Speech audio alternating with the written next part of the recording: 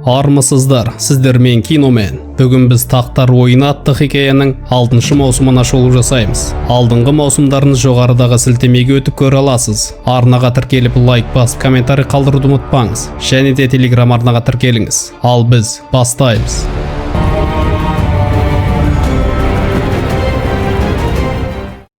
Бірінші бөлім. Қара қамалда қамақтағы елес ұлуда. Өйткені иесі аулада өлі жатыр. Сиыр Даос сырттан Джонның денесін тауып алады. Бір топ Джонның жақтастары не істерлерін білмеуде. Осы сәтте Мелисандра келеді. Жирен қатын Джонның киелі соғыста жүргенін көрген. Бірақ бұл қатынның сөзі қазір кімге керек? Бұл уақытта Алисер бас қолбасшы Джонды өлтіргенін айтуда. Өйткені Джон қабырғаның қақпасын ашып, жабайы халықты өткізді. Әрине бұл сатқындарды да түсінуге болады. Олар қабырғаны жабайы халықтан қорғану үшін салды деп ойлап, көз ашқалы олармен соғысып келеді. Бірақ алып мұзды қабырға өліктерді тоқтату үшін екенін білмейтін еді. Даос бастаған Джонның аз ғана жақтастарына көмек керек. Сондықтан олар өздеріне көмек бере алатын Джонға қарыздар жабайы халықтан көмек сұрамақшы. Уинтерфеллде Рамсей Теон қамалдан итеріп жіберген көңілдесі Мирандамен қоштасып, етін иттеріне жегізуді тапсырады. Санса қашып кетті. Старктардың қызынсыз солтүстікті ұстап тұра алмайсың. Осы жерде Русе әйелінің ұл туып беретініне үміттенетінін айтып, Рамсейдің билігі Сансасыз қиын екенін жеткізеді. Қамалдан секіріп аман қалған Санса мен Теон орманнан арттарынан қуған ит ерткен әскерден қашуда. Бірақ ұзаққа бармай ұсталып қалады. Осы сәтте дер кезінде көмек келеді. Бриенна мен Подрик Рамсейдің жендеттерін жайратып тастайды. Сансаның анасы Кейтилинге серт берген Бриенна тағы Сансаға өз қызметін ұсынып, адал қызмет етуге ант етеді. Санса өз кезегінде бұл жолы Бриеннаның адал қызметін қабыл етеді. Корольдік жағажайға Джейми мен Мерцелла отырған Мартелдердің кемесі келіп жеткен. Бұл жаңалықты естіген Серсеяның жүзіне қуаныш ұялайды. Әйелі сүйікті қызын күтіп алуға жағажайға келіп, табыт алып келе жатқан Джеймиді көреді. Бірақ бұл жолы Серсея әдетінше ашуға беріліп, кек алатынын айтпайды. Ол тек жай ғана көріпкелдің сөзін есіне түсіреді. Это пророчество, судьба. Ты в это не веришь? Конечно, верю. Бұл уақытта діндар қатын діни кітапты оқып, Маргаридің басын қатырып, күнәңді мойында деуде. Ал Дорнда Елая бастаған қатындар Дорнның ханзадасын өлтіріп тастайды. Элио Мартел изнасиловали и убили, а ты ничего не сделал. Оберина Мартелла растерзали, а ты ничего не сделал. Ты не наш принц, а слабые мужчины больше не возглавят Дорн. Олар тіптен ханзаданың баласын да өлтірген. Солай Мартелдердің көзін құртқан бастарттар Дорнның тағына отырады. Тар теңіздің шығысына келсек, Мейриннен тыныштық кеткен. Тирион мен Варис жағдайды реттеуге тырысуда. Олар алдымен Гарпияның ұлдарын басқаратын адамды таппақшы. Ал ханшайымды іздеп шыққан Жорық пен Дарио айдаладан Деннидің жүзігін тауып алады. Деннидің өзін көшпенді Датракей халқының қалы қамшымен сәліп қалып атпен жетектеп келеді. Олар ақ шашты қатынды шешіндіріп көрмек болғанда, Денни өзіне саусағының ұшында тигізбеуді бұйырады. Өйткені ол аты аңызға айналған Кхал Дрогоның жесірі. Дрогоның есімін естіген Кхал Денниге ешкім тиіспейтінін айтады. Бірақ әйел енді жесірлер өмір сүретін үйде ақтық демі шыққанша тұратын болады. Бір авыста зағип болып қалған Ария қайыр тілеуге мәжбір. Оған бет әлбетсіздер үйіндегі құрбысы келіп, таяқ ұстатып, қорған деп соққыға жығады. Жанарынан айырылған Ария шебер болмайынша жаттығу жалғасатын секілді.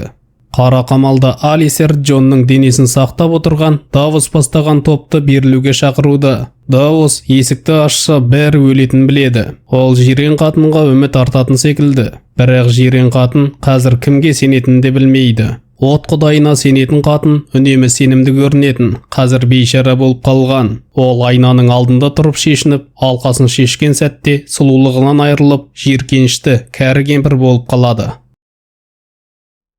Екінші бөлім. Көптен бері көрінбей өсіп қалған Бран үш көзді қарғамен бірге өткен шаққа саяхат шегеді. Уинтерфеллде шайқасып үйреніп жүрген әкесі Нед пен оның інісі Бенджен. Артынша әпкелері Лианна келеді. Болашақта дәл осы Лианна Роберт Баратеонмен атастырылғаннан кейін Рейгар алып қашып кетеді. Содан кейін соғыс басталып, Таргариендер тақтан тайған. Бұл жерде олармен қатар сөйлей алатын дені сау Уиллес есімді бала бар. Ол әрине Ходор болатын. Үш көзді қарға әлі дайын емес Бранды қайта алып кетеді. Бауырынан айырылған Мира бұның бәрі не үшін екенін түсінбейді. Орман баласы қыз Бранға керек екенін айтады. Кеш бата қара қамалда Алисер Давос бастаған топқа жақсылықпен есікті ашуды бұйыруда. Давос есікті ашса өлетіндерін біледі, сондықтан соңына дейін қарсы тұрмақшы. Олардың есіктерін сындырған сәтте қамалдың қақпасын алып бұзып, Тормунд бастаған еркін халыққа жол ашады. Артынша сарбаздардың бірін езіп тастап, қан төгісті болдырмайды. Түнгі күзеттегілер бірден берілген. Проклятый предатель. Предатели здесь те, кто всадил кинжалы в сердце лорда-командующего. Корольдік жағажайда абыройы төгілген Серсеяны мазақ етіп жүрген адамның миын алып тау шашып тастайды. Ол тіл қатпастан Серсеяның жанынан қалмайды. Анасының тағы бір бәлені бүлдіретінен қорыққан жас король Серсеяға тіптен қызы Мерцелламен қоштасуға мүмкіндік бермейді. Томин діни фанатиктерден анасы мен әйелін қорғай алмағанына өкінеді. Джейми корольге анасынан кешірім сұрауды ұсынады. Сондықтан Томин анасына келіп дәрменсіздігі үшін кешірім сұрайды. Бірақ Серсея оған салқын қарауда. Әйел көріп келдің, 3 балаңда жас өліммен өледі деген сөзіне көндіккен секілді. Мейринге келсек жағдай қиын. Қарсылық топ кемелерді өртеп тастаған. Астапор мен Юнкай қайта құл ұстауға көшкен. Денни жоғалып кеткендіктен қамақтағы 2 айдаһары тамақ жеуді қойған. Екеуі ашығуда. Тирион айдаһарлар жайлы көп оқыған. Олардың да сезімдері бар. Егер жақсылық жасасаң, олар сезеді. Сондықтан ашыққан екеуін бостандыққа жібермекші. Варистің таңданысына қарай қортықтың қолынан келген. Когда я снова что-то такое придумаю, двиньте мне по роже. Ал қайыршы Арияға тағы құрбысы келіп соққыға жығады. Артынша Якен келіп кім екенін сұрайды. Егер қыз өз есімін айтса, тамақ пен үй бермек. Бірақ қыз есімі жоқ екенін айтуда. Сондықтан Якен қызды алып кетеді. Уинтерфелдегі Болтондар Сансаның қара қамалдағы бауырына аттанғанын біледі. Джон Сноу бас қолбасшы болғандықтан оның көзін құрталмайды. Артынша Русенің әйелі ұл туады. Бұл жаңалықты естіген Рамсей әкесін пышақтап өлтіреді. Ол солтүстік халқына Русені жаулары улап өлтіргенін айтпақшы. Осыдан кейін жаңа босанған өгей шешесін шақалақ баласы мен иттеріне жемтік етеді. Бұл уақытта Санса бастаған 4-еуі қара қамалға бармақшы. Бірақ Теон ол жаққа барса, Джон өзін өлтіреді деп ойлайды. Ол кешірім де алғысы келмейді. Өзін лайықты деп санамайды. Сондықтан өзінің туған жеріне қайтпақшы. Бұл уақытта Темір аралдарында Теонның әкесі Балон жаулап алған жерлерінен айырыла бастаған. Өйткені Темір аралдарындағылардың басты күші теңізде. Артынша Балон қыл көпірмен өтіп баратып, ұзақ жылдар бұрын жоғалып кеткен інісі Эуронды көреді. Эурон Темір аралдарындағы билікті тартып алмақшы. Ол солай хикаядағы 5 корольдің соғысы деп таққа таласқан соңғы 5-ші корольді өлтіреді. Балордың өлімін ешкім көрмегендіктен кездейсоқ оқиға деп оны ақтық сапарға шығарып салады. Енді Темір аралдары басшысыз қалды. Теон адам санатынан сызылған. Яра әйел болғандықтан мойындау қиын. Қара қамалда Давос жирен қатыннан көмек сұрауда. Бұл сәтте жирен қатынның от құдайына сенімі азайып, жаурай бастаған. Мелисандра сенген дүние мүлде орындалмады. Вы были правы, Давос. Владыка не говорил со мной. Я прошу о помощи не владыку света. Я прошу ту, что показала мне, что чудеса бывают. У меня нет такого дара. А вы пробовали?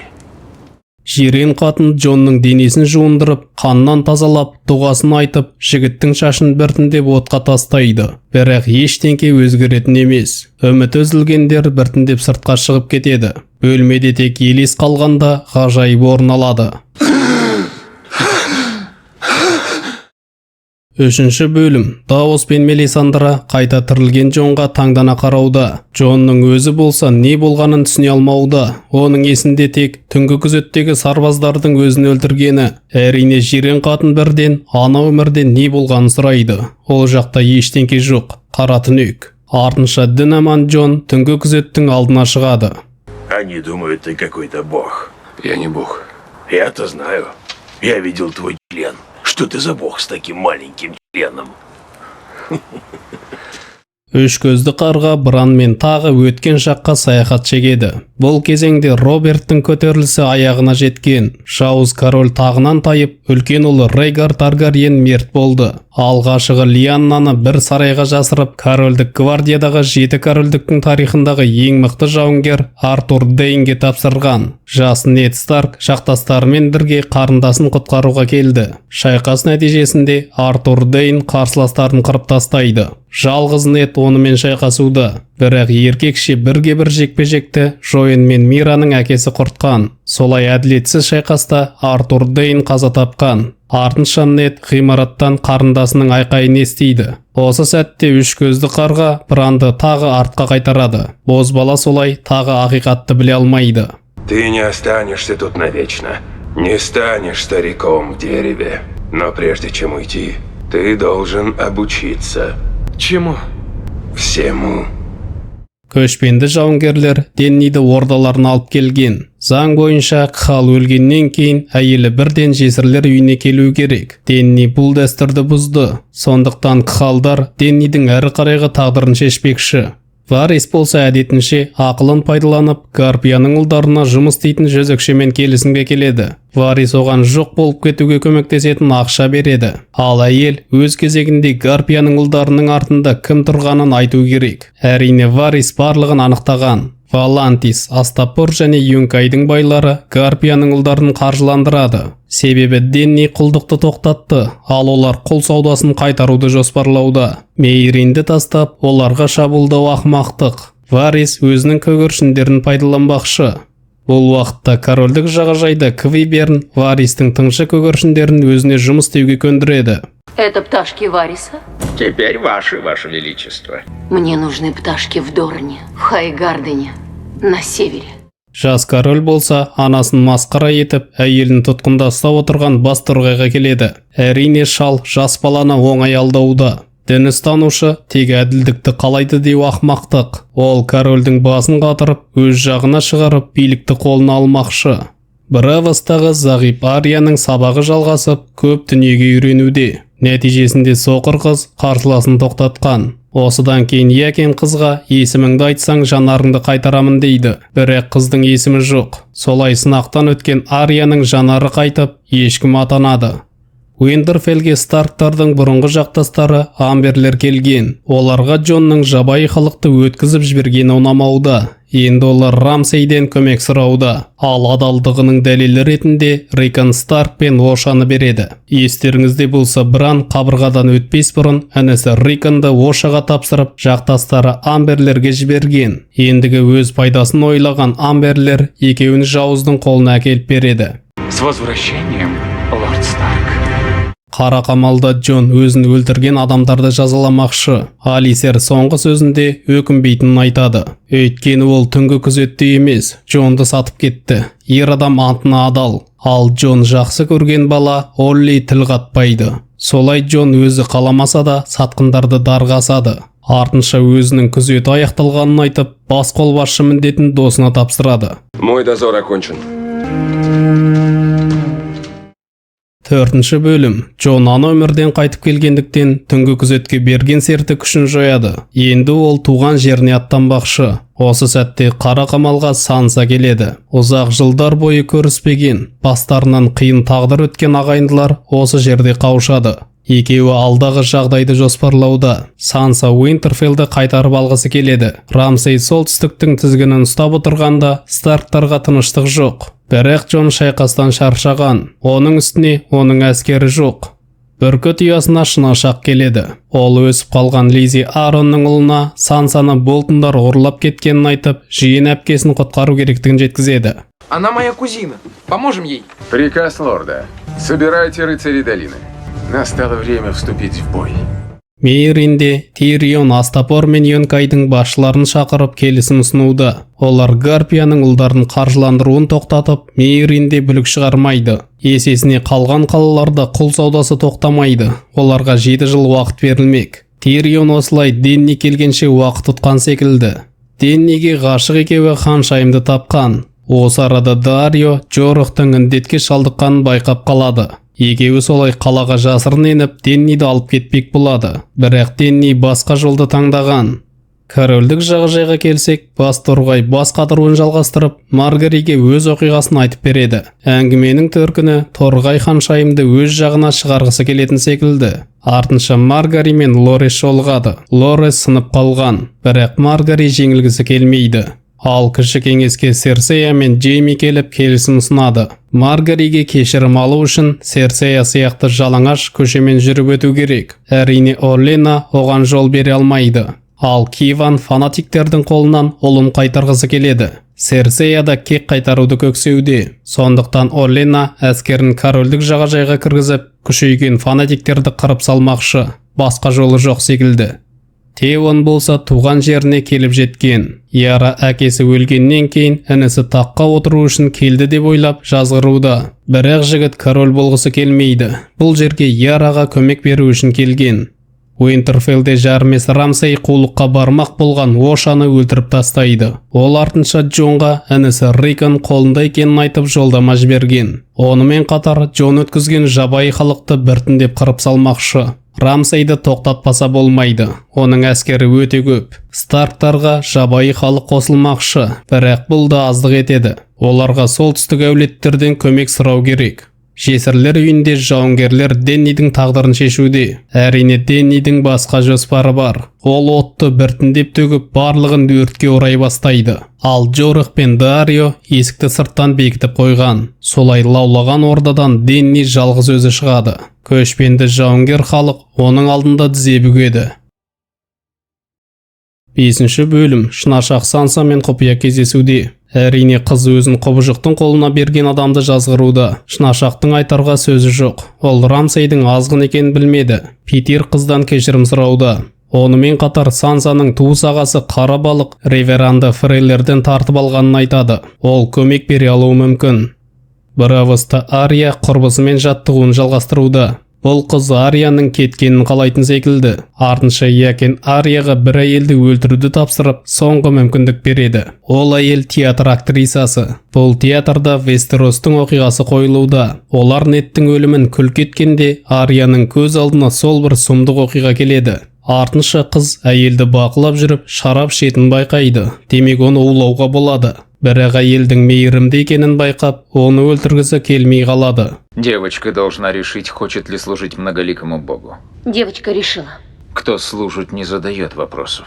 Қабырғаның солтүстігінде Бран мен үш көзді қарға өткен шақтағы мыңдаған жылдарға сапар шегеді. Орман балалары бір адамның жүрегіне айдаһар әйнегін қадап, түн королін жасауда. Это были вы? Создали белых ходоков? Мы защищались От кого? от вас. Мыңдаған жылдар бұрын Вестероста тек орман балалары өмір сүрген. Артынша алғашқы адамдар келгенде соғыс басталған. Яғни орман балалары адамдарды тоқтату үшін түн королін жасады. Бірақ кейін түн королі бақылаудан шығып, жер бетін жалмай бастады. Сондықтан адамдар мен орман балалары бірге түн короліне қарсы тұрып, оны тығырыққа тіреп, тоқтату үшін қабырғаны тұрғызды. Енді түн королі қайта оянды. Неліктен екені беймәлім.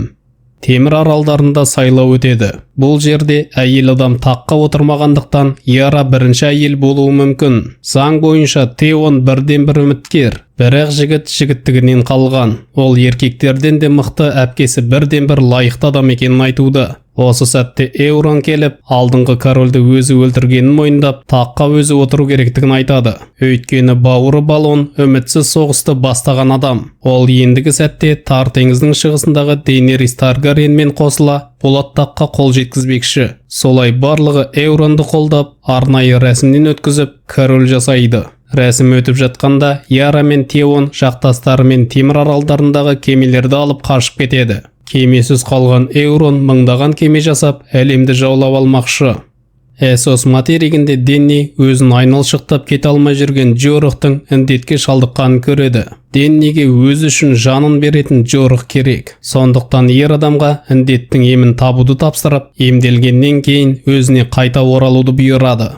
Мейринде Тирион келісімге келгеннен кейін тыныштық орнаған. Оларға халықты дәл осы қалыпта ұстап тұра алатын адам керек, яғни дін өкілі. Солай олар от құдайына табынатын жирен қатынды өздеріне шақыртады. Кинвара дәл Мелисандра секілді қызыл киінеді, әрі алқасы бар. Кинвара Деннидің уәде етілген ханзада екеніне сенеді, яғни Азор Ахай. Өсиетке сенсек, Азор Ахай түнектегі соғыста жеңіп шығатын адам. Бір қызығы Мелисандра Азор Ахай Станис екеніне сенімді болды, бірақ қателесті.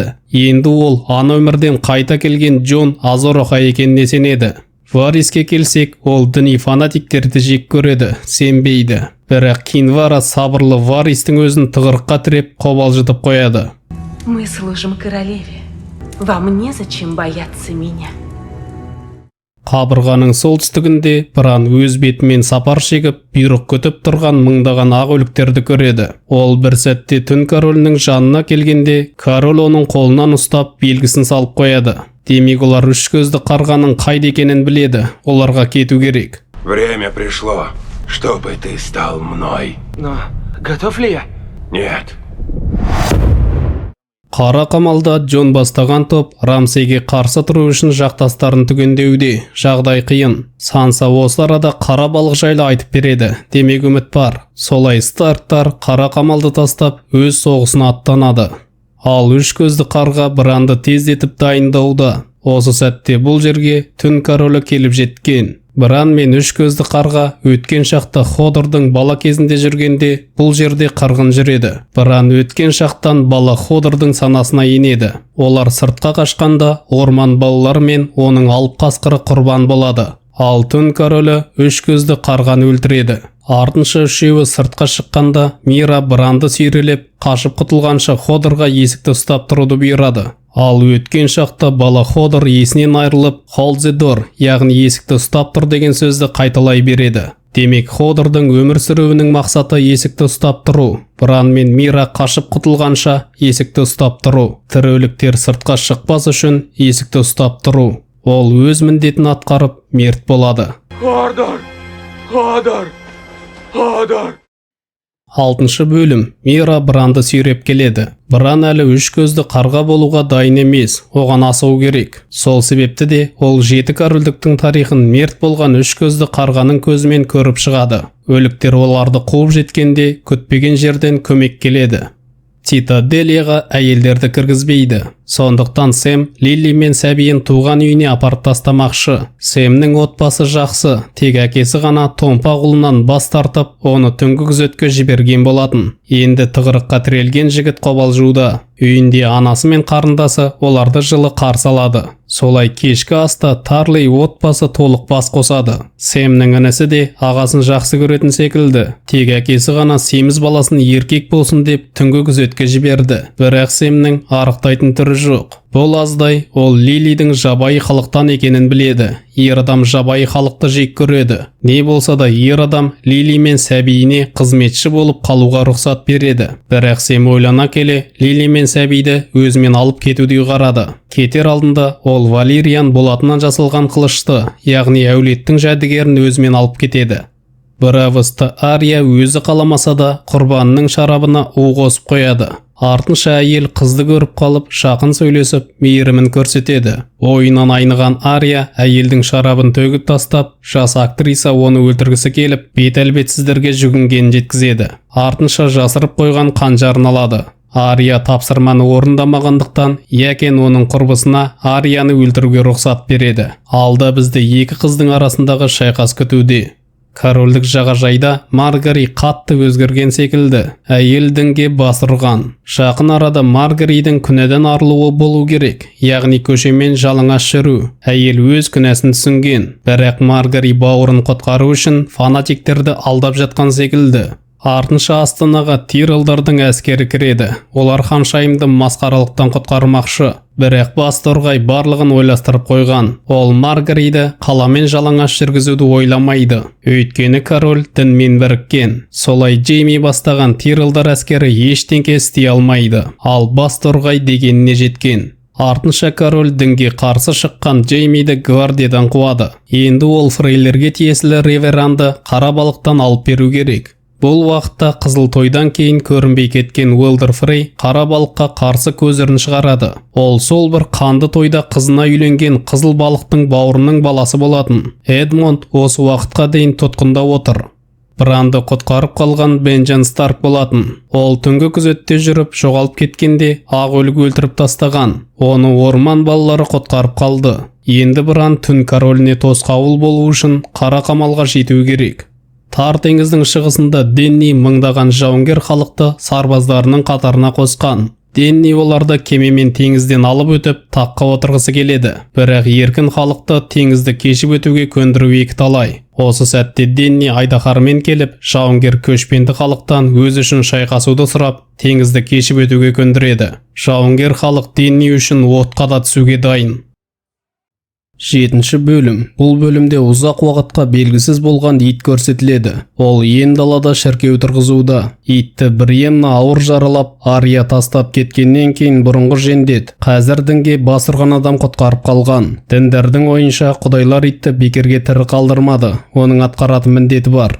Маргари дінді жақсылап зерттеп, киелі кітапты тереңінен оқуда. Артынша ханшайым әжесімен сөйлесіп, бауырының жалғыз үміті кінәсін мойындаған екенін айтады. Содан кейін ол тегінен бас тартады. Әрине, Орлена Тирелл жалғыз мұрагерінен бас тарта алмайды. Ол немересін тани алмауда. Осы сәтте Маргари әжесінен үйіне қайтуды сұрап, қолына қағаз тұтады. Қағазда Тиреллдардың таңбасы бейнеленген. Демек, Маргаридің миы дінмен уланбаған. Ол бас торғайды жеңу үшін ойын ойнауда.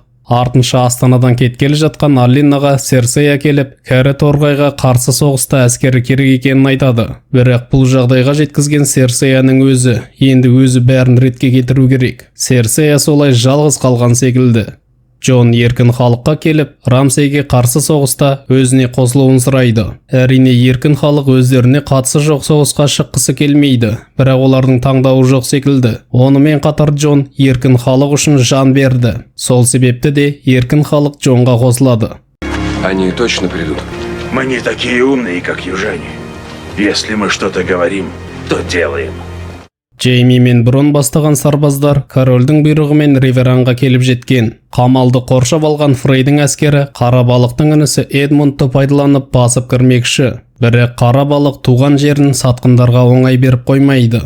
Сдай замок, а то горло перережу. Ну давай, режь ему горло. Әрине, Джонда өте көп әскермен күтіп отырған Рамсейге қарсы адам саны жеткіліксіз. Сондықтан ол Сансамен бірге бұрын Старктарға қызмет еткен солтүстіктегі әулеттерден көмек сұрап барады. Бірінші Мармонттар әулеті. Бұл әулеттен бізге таныс түнгі күзетке жанын берген бас қолбасшы Диор мен оның баласы Жорық Мармонттар. Қазір бұл әулеттің басында Лианна есімді 10 жасар қыз отыр. Өйткені әулеттің үлкені Роберттің жанында жүріп соғыста қаза тапқан. Әрине, Мармонттар Старктарға адал. Бірақ бұл жерде Старктың тегі бар адам жоқ. Джон Бастард, Санса болса 2 рет тұрмыс құрғандықтан Ланнистер немесе Болтон болып саналады. Оның үстіне үмітсіз соғыста адамдарын соғысқа жібере алмайды. Вы должны понимать, миледи, что... Я понимаю, что я отвечаю за Медвежий остров и тех, кто здесь живет. Так почему я должна жертвовать хоть одной жизнью мормонтов на чужой войне? Осы сәтте Дауыс сөз алып, тірілер мен өлілер арасындағы соғыс жақындап келе жатқанын, солтүстік бірікпесе барлығы жеңілетінін, солтүстікті тек Уинтерфеллде Старктар отырғанда ғана біріктіруге болатынын айтады. Осыдан кейін жасына қарамастан әділ, әрі батыл сөйлейтін Лианна Мармонт 62 сарбаз береді. Олардың бар әскері осы. Артынша Джон мен Санса Гловерлер үйіне барады. Бұл әулеттің үлкендері де Робтың артынан еріп, қанды қызыл тойда қаза тапқан. Ендігі басшылары Старктарға еріп, тағы қателік жасағылары келмейді. Я служил дому Старк когда-то, но дом Старк мертв. Джон бастаған әскер Станистің бұрынғы тұрағына тұрақтаған. Олар да суық пен аштықтан қырылмас үшін тездетіп Уинтерфеллге аттанбақшы. Бірақ оларда әскер саны өте аз. Сондықтан Санса бір адамнан көмек сұрап құпия хат жібереді. Ен далада өз-өзімен шіркеу салып жатқан адамдарға сарбаздар келіп, азық-түлік сұрайды. Бірақ олар ештеңе жоқ екенін айтып, беттерін қайтарған. Сарбаздар түн қараңғы және қорқынышты деп қоштасқанын естіген ит, олардың от құдайына табынатын еркін ағайындылар тобынан екенін түсінеді. Демек олар қайта келетіні анық. Браваста Ария үйіне қайту үшін кемеден орын алып қояды.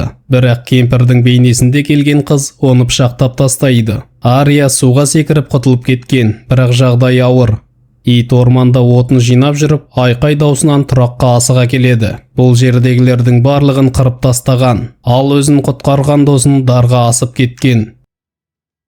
8-ші бөлім. Ауыр жараланған Ария өзі құтқарып қалған әртіс әйелге келген. Әйел қызды жақсылап емдеп бетін бері қаратқан. Ария оған сақ болу керектігін айтады. Өйткені түрәлбетсіздер құдайына әйелдің жаны тапсырылып қойылған. Қолына қайта қаруын алған ит достарын қырып тастаған қарақшылардың жартысын тауып алып жер етіп тастайды. Қалғанын Берек бастаған топ дарға асуда. Қарақшылардың жазасын бергеннен кейін Берек итті өздеріне қосылуға шақырады. Олар солтүстікке өлілермен соғысу үшін аттанбақшы. Тирион мен Варистің арқасында Мейринге тыныштық келген. Варис ханшайымға достар табу үшін құпия тапсырмасын орындауға аттанады. Осы арада күтпеген жерден келісімді бұзған Астапор және Юнкайдың басшылары Деннидің жоғын пайдаланып Мейринге шабуыл жасайды. Тирион бастаған топ не істерлерін білмей тұрғанда дер кезінде Денни келіп жетеді.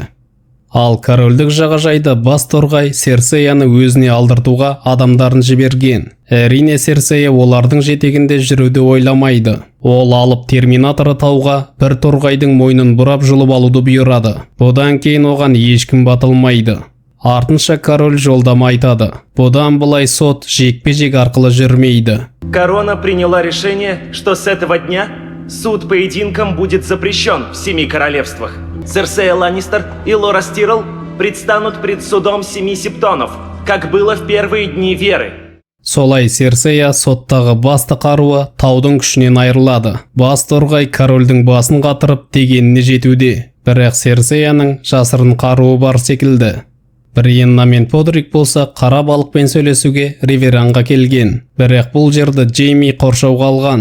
Джейми ескі танысының шалмен сөйлесуге жібереді. Бірақ қырсық шалдың көнетініне сенбейді. Солай Бриенна Сансаның жолдамасын қара балыққа береді. Санса үйін өзіне қайтару үшін жақтастарынан көмек сұрауда. Бірақ бұл жер қара балықтың үйі. Ол өз үйін қорғауда. Джейми болса тұтқындағы Эдмордың бағалы екенін түсініп, оған келісім ұсынуда. Заң бойынша Эдмор Риверанның заңды мұрагері. Демек ол қақпаны ашуды бұйырса, адамдар қара балықты емес, Эдморды тыңдау керек. Есесіне ол әйелімен әлі көрмеген баласымен қауышалады. Солай қысымға шыдамаған Эдмор Риверанның есігін ашуды бұйырады. Адамдар қара балықтың сөзін тыңдамай қақпаны ашқан. Солай Джейми Риверанды бағындырады. Ал қара балық Бриенна мен Подрикті қамалдан шығарып жіберіп, өзі ақтық демі қалғанша өз үйі үшін соғысып жан береді. Джейми болса қараңғыда кетіп бара жатқан Бриеннаға қол бұлғайды. Бравосқа келсек, бет әлбетсіз қыз ақыры әртіс әйелдің жанын алған. Енді ол Арияны өлтірмекші. Қыз қалашымен қашқан күйі қанжарын жасырған жерге келеді. Солай Ария шырақты өшіріп, өзінен күшті қарсыласын қараңғыда жеңеді. Осыдан кейін Якен қыздың ешкім болуға дайын екенін айтады. Бірақ Ария өз жолын таңдап қойған. Девочка Ария Старк из Винтерфелла, и я возвращаюсь домой.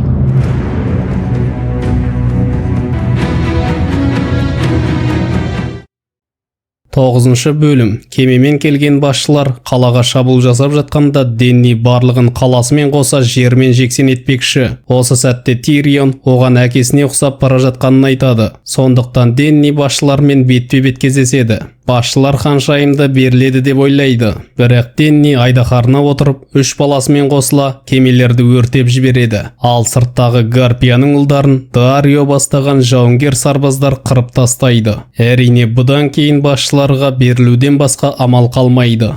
Уинтерфелл маңында Джон бастаған топпен Рамсей кездеседі. Әрине Рамсей өзінің жеңісіне сенімді. Джон оны бірге-бір жекпе-жекке шақырады. Бірақ Рамсей оның мықты жауынгер екенінен хабардар, сондықтан ұсынысты қабылдамайды. Оның үстіне қолында Рикон бар. Солай бұл келісім ешқандай нәтиже бермейді. Рамсей адам өлімін қаламаса, қорғанысы мықты қамалда қорғанып жатар еді. Джон азған әскермен оны ала алмайтыны анық. Әрине жәрімес Рамсей қан төгісті қалайды. Олар сыртта бетпе-бет шайқаспақшы. Джонның әскеріне саны көп қарсыластарын күтіп алған тиімді. Санса олардың жоспарына сенбейді. Өйткені ол Рамсейді біледі. Рамсей тұзаққа түсетін адам емес. Ол ойын ойнауда. Оның үстіне Рикон тірі тұрғанда Уинтерфелл толық Рамсейдікі деп айтуға келмейді. Демек кіші інілерінің тірі қалуы екі талай. Бірақ бұл сөздерді Джон тыңдағысы келмейтін секілді. Если Рамси победит, я не вернусь живой в замок. Я защищу тебя, обещаю. Никто не защитит меня. Никто никого не защитит. Сол арада Даос өрт болған орнынан кішкене Шерин ханшайымның ойыншығын тауып алып, барлығын түсінеді. Мейринге Яра мен Теон келген. Яра Денниге 100 шақты кеме бермекші. Қайтармына Денни таққа отырғанда Болат аралдарды өзіне қайтарып берсе болғаны. Денни олармен келіскен, тек бір шарты бар. Болаттан туылғандар қарақшылықпен айналысқандарын тоқтатады. Солай екі мықты әйел келісімге келеді. Ал Уинтерфелл маңында бастарттар соғысы басталады. Джон бастаған әскер жоспар бойынша Рамсейдің әскерін күтуде. Бірақ Рамсей ойынын жалғастырып, Риконды босатып, бауырына жүгіруді бұйырады. Рамсейдің жебесі тиеме деп қорыққан Джон сапты бұзып, бауырына асығады. Нәтижесінде Рамсей Риконды өлтіреді. Солай ашық алаңда қалған Джонға жақтастары көмекке келуге мәжбүр болады. Хикаядағы ең мықты шайқас көрінісі. Боямасыз нағыз соғыс. Рамсей тіптен өз адамдарында аямай соғыс алаңына оқ жаудыруда. Шайқас алаңында адамдардың денесі тау болып үйілуде. Рамсей осы сәтте соңғы соққысын береді. Оның әскері қарсыластарын қоршап алған. Тығырыққа тірелген сарбаздар тығылатын тесік таппай алақандай жерге жиналып қалады. Ортада қалғандарға тіптен ауа жетпей тұншығуда. Оларды тек ғажайып қана құтқаратын секілді. Дәл сол ғажайып орын алады. Санса аңғардың сарбаздарын бастаған шынашақтан көмек сұраған. Аңғардың атты әскері Рамсейдің әскерінің талқанын шығарады. Өзінің ашық алаңда жеңілгенін түсінген Рамсей қамалға бас сауғалайды. Қамалдың есігін Джонның алыбы бұзып кіреді. Бірақ ауыр жарақаттан Вестеростағы соңғы алып мерт болады. Солай Уинтерфелл алынғаннан кейін Джон Рамсеймен бірге бір шығады. Кейіпкер қалқан мен садақ оғынан қорғана келе азғынды соққыға жығады. Бірақ соңғы сәтте Сансаны көріп тоқтайды. Өйткені Рамсейде Сансаның кегі бар. Санса азғынды ит қорасына байлап қойған. Твои слова исчезнут. Твой дом исчезнет. Твое имя исчезнет. Мои псы меня не тронут. Ты не кормил их 7 дней, ты сам сказал. Солай Рамсейдің өзі аңшылыққа үйреткен иттері иесінің сүйегін кеміріп тастайды. 10-шы бөлім. Корольдік жағажайда Серсея мен Лорристің соты шіркеуде болу керек. Серсея бұл уақытта сәнді киімін киіп, шарап ішіп, шіркеу жаққа қарап тұрады. Бұл сотқа король де бармақшы, бірақ оны тау жібермей бөлмесінде ұстап отырады. Сотта Лоррис бар кінәсін мойындап, атақ тегінен бас тартады. Ол бұл азаптан құтылғысы келеді. Сондықтан бас торғай оның шекесіне 7 құдайдың таңбасын салуды бұйырады. Әрине Маргери бұндайға разы болмайды. Оның үстіне Серсея сотқа келмеген. Бас торғай оны алып келуге адамдарын жібереді. Лансел сыртқа шығып, Квиберннің көгершінін байқап, артынан барады. Бұл уақытта мейстер Питцельді Квиберннің көгершіндері шоқып өлтіреді. Лансел болса баланың артынан еріп, шіркеудің қоймасына кірген сәтте ауыр жараланады. Бұл қоймада жабайы алау тоннасымен бар, ал алыста шырақ жағулы тұр. Маргари бірден шикілікті сезіп, бұл тұзақ екенін айтады. Бірақ бас торғай оны тыңдағысы келмей шіркеуден ешкімді шығармайды. Ал Лансел шыраққа жете бергенде жабайы алау тұтанып кетіп, шіркеудің күлін көкке ұшырады. Солай Серсея барлық жауларын жермен жексен етеді. Ал өзін қинаған діндар әйелді зомбиі тауға тапсырады. Бала король Томин барлығын түсініп, әрі қарай өмір сүргісі келмей терезеден секіріп кетеді. Серсея бұл жолы да қатты қайғырып жыламайды. Оның ойында тек көріп келдің сөзі секілді. Уэлдер Фрей болса Риверанды алғанын тойлатуда. Уэлдер Джеймидің Эдморға берген сөзіне қарамастан, күйеу баласын қайтадан қапасқа тастаған. Кеш аяқталып барлығы тарағаннан кейін Уэлдер балаларын шақыруды бұйырады. Қызметші қыз балалары осында екенін айтып, бәліштің ішінен баласының саусағын көрсетеді. Әрине бұл қыз Ария болатын. Меня зовут Ария Старк. Последнее, что ты увидишь, как Старк улыбается, пока ты умираешь. Сэм болса ақыры Цитаделияға келіп жеткен. Жігіт мейстер болмақшы. Бұл жерде бүткіл әлемнің білімі сақтаулы. Артынша Цитаделиядан Уинтерфеллге ақ қарға ұшып келеді. Демек ұзақ уақыт күткен қыз келіп жетті. Сол арада Давос Шереннің өлімін Мелисандраға мойындатады. Скажи, что ты с ней сделала? Скажи! Мы сожгли ее у столба. Почему? Они поняли, что это единственный путь. И куда вел этот путь? Они все равно умерли. Я ошиблась. Сколько умерло? Потому что ты ошиблась. Енді Давос Джоннан әйелді дарғасуды сұрайды. Бірақ Джон жирен қатын алдағы өлілер мен тірілер арасындағы соғыста керек болатынын түсініп, оны оңтүстікке жер аудартады. Если ты когда-нибудь сюда вернешься, я своими руками тебя казню. Торнда Орленна жауының жауы Эллаямен келісуде. Бұл жерге құпия жоспармен Варис келген болатын. Ал Мейринде Денни Вестеросқа жүрер алдында көңілдесі Дарионы қалдырып кетпекші. Өйткені ханшайым ол жаққа барғанда жақтастармен отау құру керек. Ал көңілдесі оған тек кедергі келтіреді. Әрине оған ақылын айтқан Тирион еді. Өйткені бұл ақылға қонымды шешім. Дейнерис осы сәтте Тирионға толық сенгенін көрсетіп, оны уәзір етіп тағайындайды. Тирион Ланнистер, десница королевы. Уинтерфеллде тақты мақсат еткен Питер ғашығы Сансаны өзіне жар еткізгісі келеді. Бірақ қыз оның бетін қайтарған.